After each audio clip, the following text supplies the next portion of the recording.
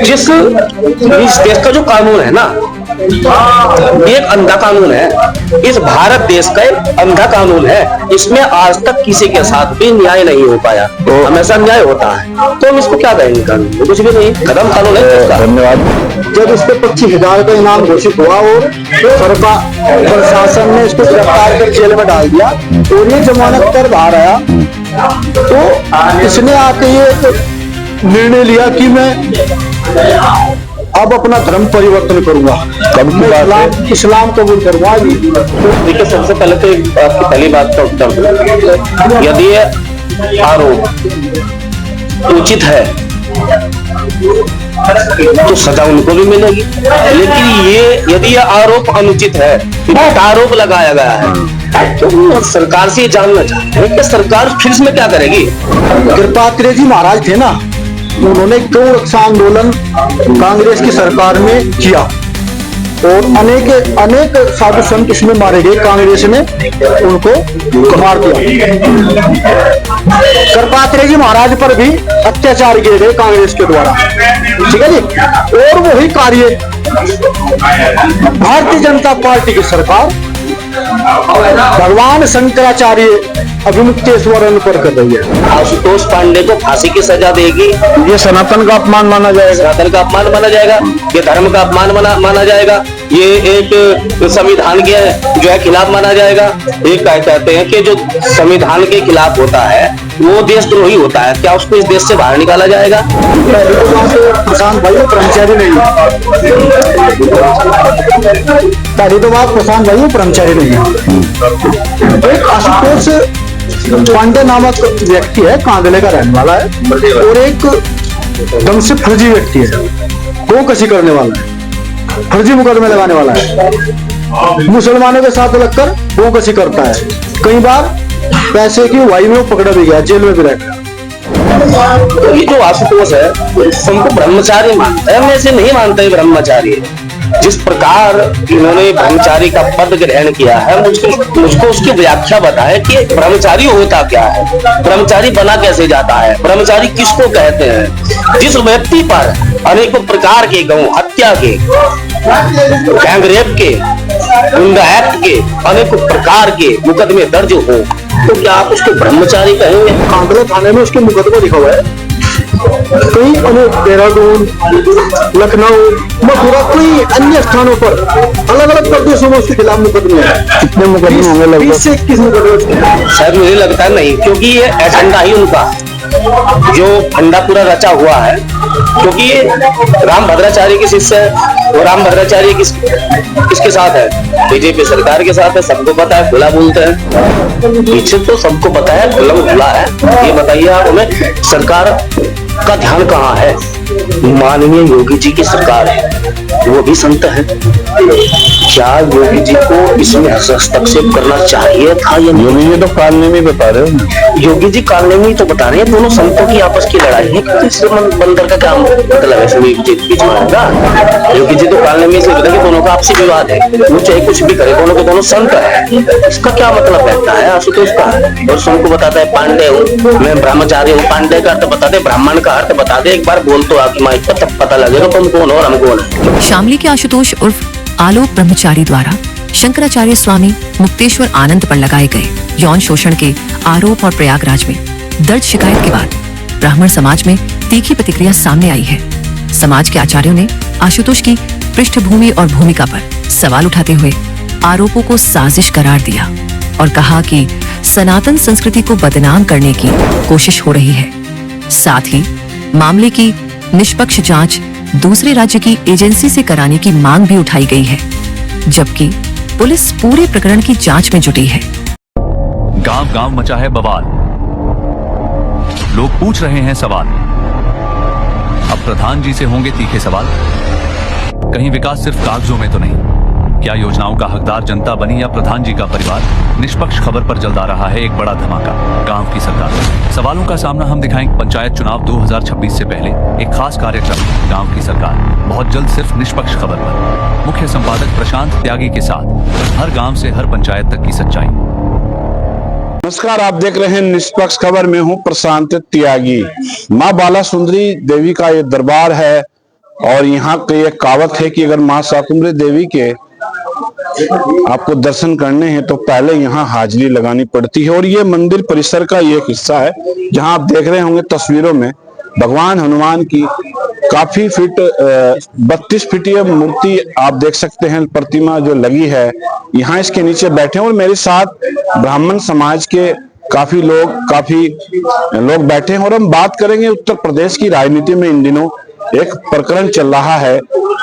स्वामी जो शंकराचार्य हैं मुक्तेश्वरानंद और जो ब्रह्मचारी आशुतोष ब्रह्मचारी जो शामली के रहने वाले हैं, उनके बीच जो आरोप आशुतोष ब्रह्मचारी ने शंकराचार्य मुक्तेश्वरानंद पर लगाए हैं वो क्या हैं और उनका ब्राह्मण समाज में कितना प्रतिकूल असर और ब्राह्मण समाज का इस पूरे मामले पर कहना क्या है। क्योंकि मेरे साथ आचार्य पंडित रोहित कौशिक हैं और आप भी आचार्य हैं और गुरुकुल के ही शिक्षार्थी रहे हैं, और एक आचार्य जो वासुदेव जी हैं ये भी बाकायदा, मैं इनको दिखाऊंगा, कैमरा इनको भी दिखाएं, हम इनसे भी बात करेंगे कि ये पूरा प्रकरण है क्या, बटुक ब्राह्मण होते क्या है। क्योंकि सनातन संस्कृति में बटुक ब्राह्मण का एक बड़ा महत्व है, उनके बिना कोई भी शुभ कार्य नहीं होता। हम बात करेंगे। पहले रोहित जी नमस्कार। बहुत बहुत धन्यवाद। रोहित जी, मेरा आपसे पहला सवाल यह है कि जो प्रकरण चला शंकराचार्य का, मुक्तेश्वरानंद, हम भी उनको बचपन से जानते हैं, जिस तरीके से उन पर आरोप लगाए जाते हैं ब्रह्मचारी द्वारा, क्या ये मामला, इसको ब्रह्मचारी के बारे में आप जानते क्या हैं? क्योंकि आप भी आचार्य हैं और वैदिक शिक्षा से आप जुड़े हैं, भाई कह रहे सनातन संस्कृति का प्रचार प्रसार करते हैं गांव-गांव जाकर, क्या आप उनके बारे में जानते हैं? पहले तो बात प्रशांत भाई वो ब्रह्मचारी नहीं है। पहली तो बात प्रशांत भाई वो ब्रह्मचारी नहीं है। एक आशुतोष पांडे नामक व्यक्ति है, कांदले का रहने वाला है और एक दम से फर्जी व्यक्ति है, गौ कसी करने वाला है, फर्जी मुकदमे लगाने वाला है, मुसलमानों के साथ लगकर गौ कसी करता है। कई बार पैसे की वाई में वो पकड़ा भी गया, जेल में भी रह गया। वो फर्जी व्यक्ति है, वो फर्जी आपने बड़ा आरोप लगाया गौ कसी, तो क्या साक्ष्य हैं कि वो गौ कसी में लिप्त रहे हैं या उन्होंने गौ कसी की? कांदला थाने में उसके मुकदमा लिखा हुआ है।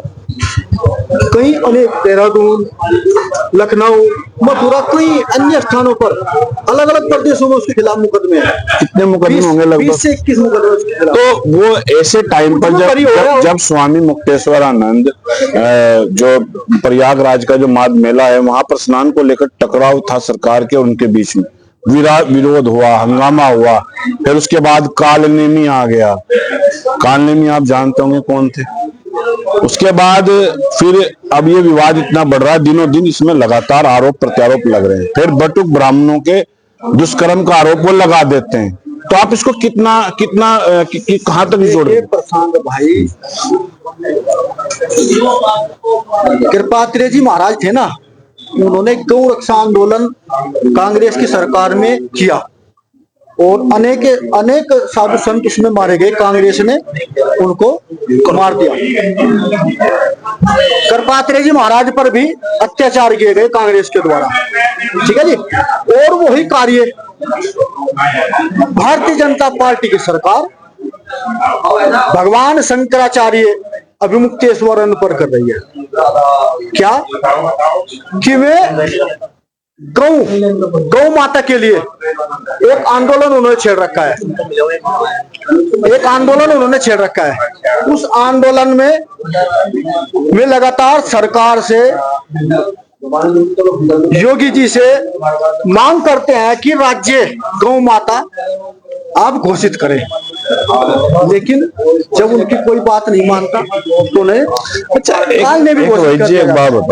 एक बात बताइए कि भाजपा सरकार है, सनातन धर्म की संस्कार है और सनातन संत एक सरकार को चला रहा है और एक दो संतों के बीच, एक मठ का योगी, एक शंकराचार्य, दो संतों के बीच ये टकराव, इससे सनातन संस्कृति को कितना धूमिल हो रही है? बहुत धूमिल हो रही है और इसको धूमिल किया है इस जो फर्जी ब्रह्मचारी बना।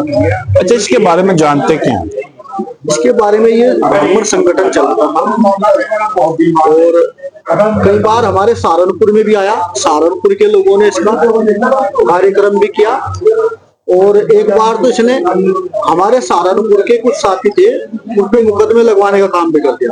ब्राह्मण समाज पे? ब्राह्मण समाज के अच्छा।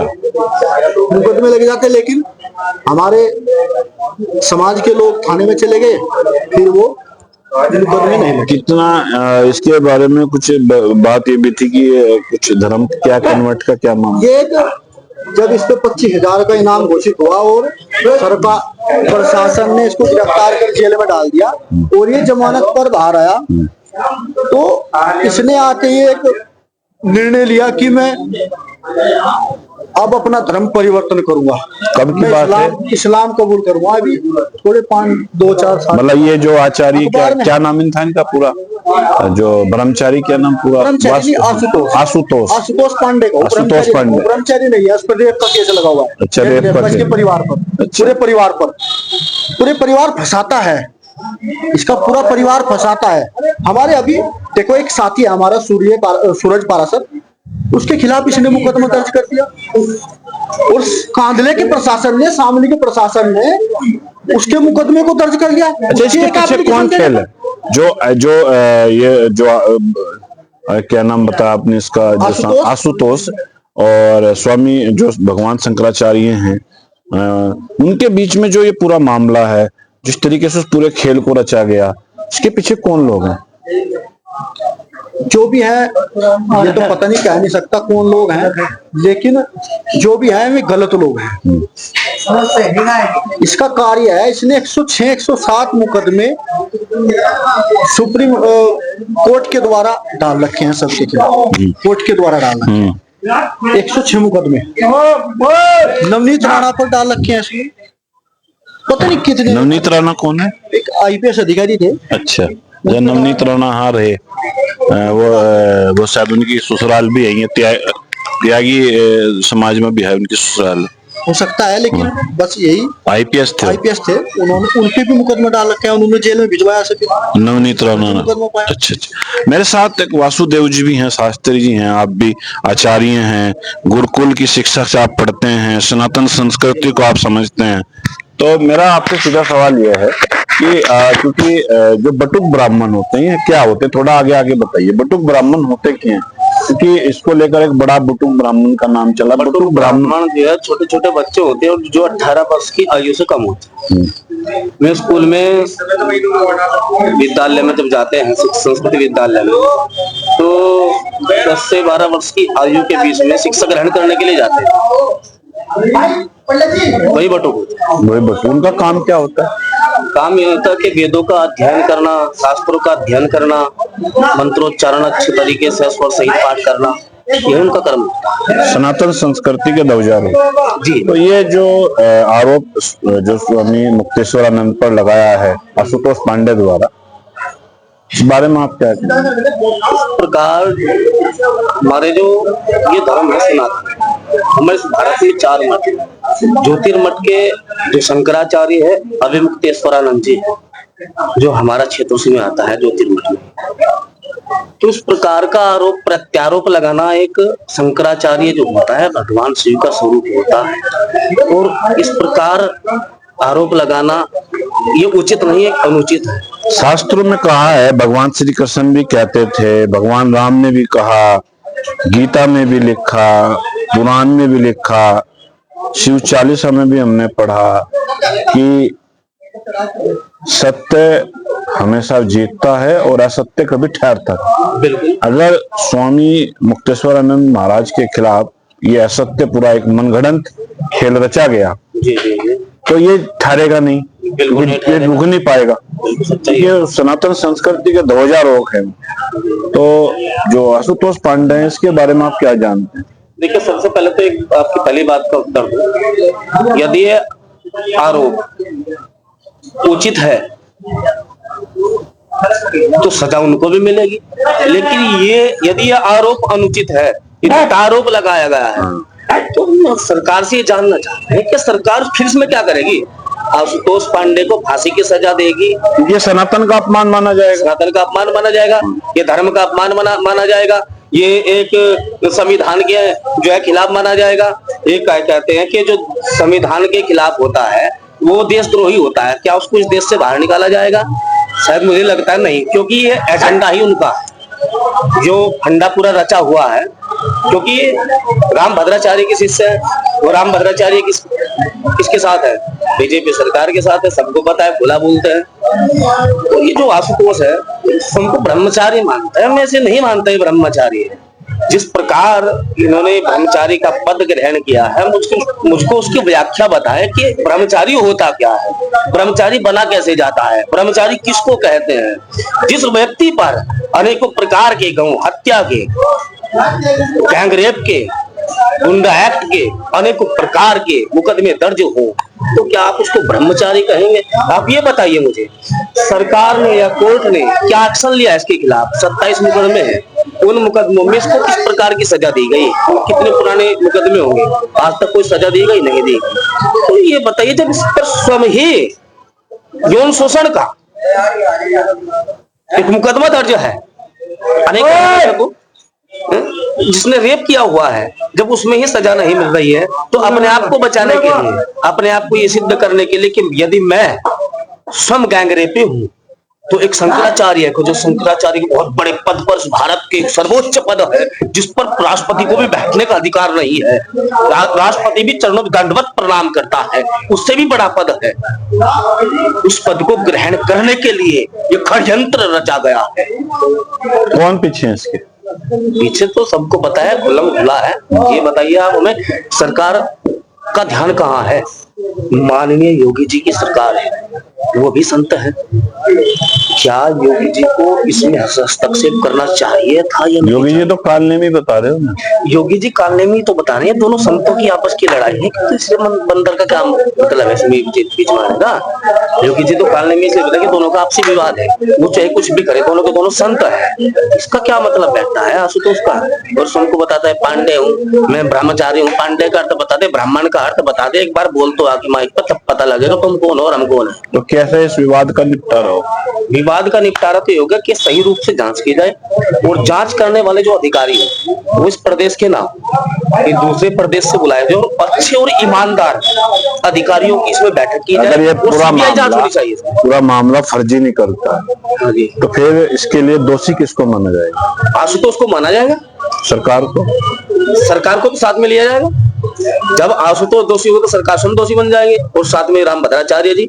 अब बताइए, ये तो एक बात है, कांग्रेस की सरकार भारत में रही, अखिलेश यादव की सरकार उत्तर प्रदेश में रही, बसपा की सरकार उत्तर प्रदेश में रही, तो ये तो इतना तो बड़ा हिम्मत उनकी भी नहीं हो पाई, इतनी हिम्मत तो एक शंकराचार्य के खिलाफ इतना बड़ा खेल कर दिया जाए। बिल्कुल, तो क्या कहेंगे? अब क्या कहें? उचित कहें तब न्याय नहीं होगा, और अनुचित कहें तब न्याय नहीं होगा, क्योंकि सरकार की भी आंखें बंद पड़ी। जिस इस देश का जो कानून है ना, एक अंधा कानून है, इस भारत देश का एक अंधा कानून है, इसमें आज तक किसी के साथ भी न्याय नहीं हो पाया, तो हमेशा न्याय होता है, तो हम इसको क्या कहेंगे? कानून वो कुछ भी नहीं है, खत्म कानून है इसका। धन्यवाद पंडित जी, ये थे पूरे मुद्दे पर जो अपनी बात रख रहे थे, और अब इस मुद्दे का क्या हल, क्या निष्कर्ष निकलेगा, ये आने वाला वक्त बताएगा। निष्पक्ष खबर के लिए प्रशांत त्यागी की रिपोर्ट।